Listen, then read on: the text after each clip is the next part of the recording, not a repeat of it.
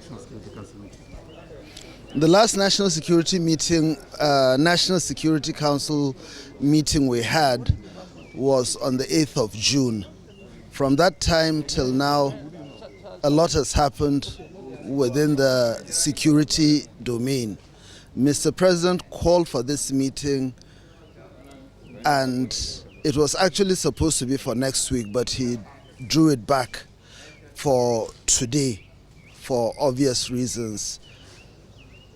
The meeting briefed Mr. President on the current security situation in the country, well, I'll say from the last time we met till now, and all the issues that were brought before the President were mainly issues arising from the successes recorded in the theater of operations throughout the Northeast. It is evident that a lot of successes have been recorded.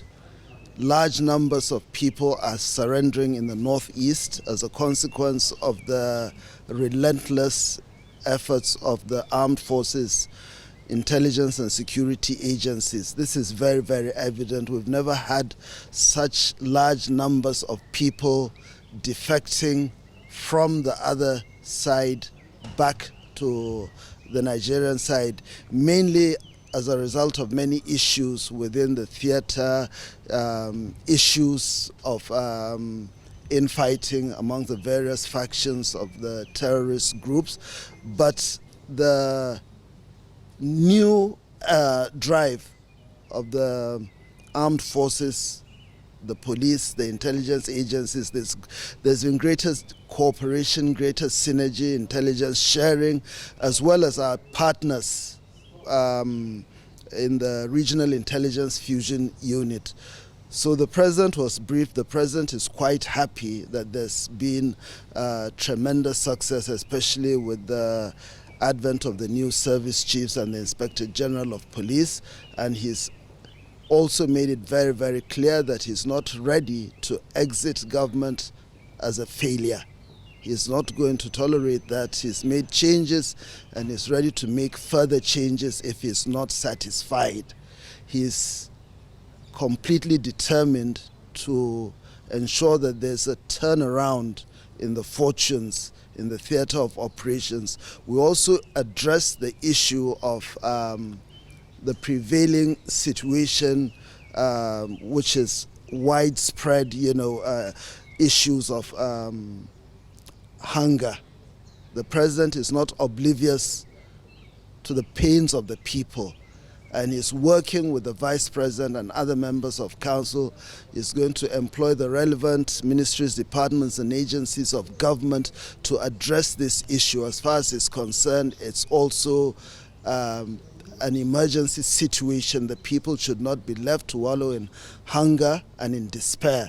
This is something that he's also going to look into, and he's going to use all the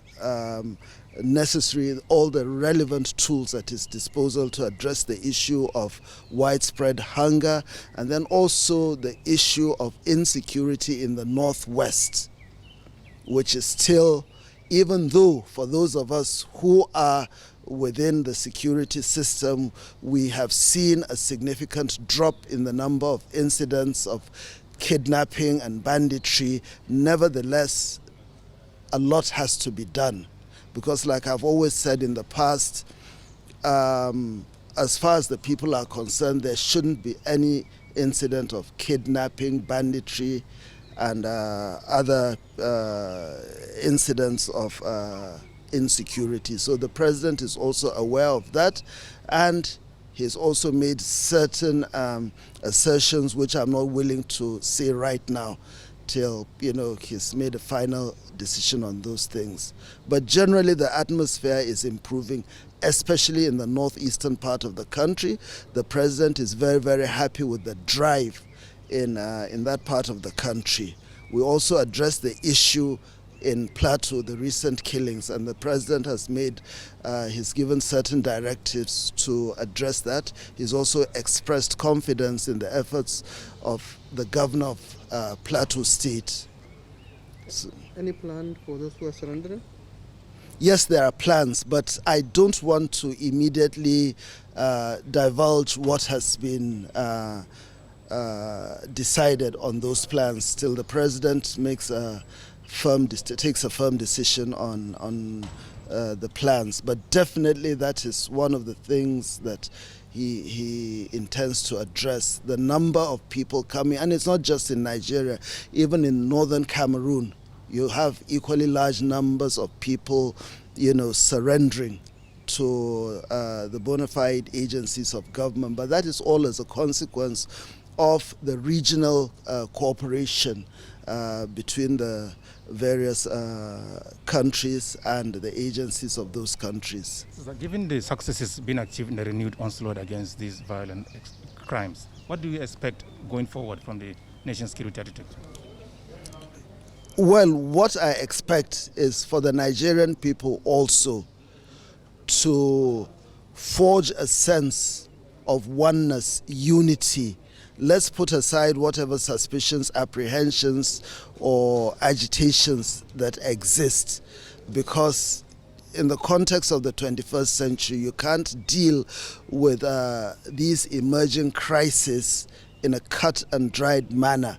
We have to use everything at our disposal, all the elements of national power, including the population. The wider community needs to work with the security agencies to deal with these problems. Responses can't be fast. We can't act on stale intelligence. And that is why, as things are happening right from the grassroots level, going all the way up, the local government, the state governments, and then of course the federal government has its own part to play.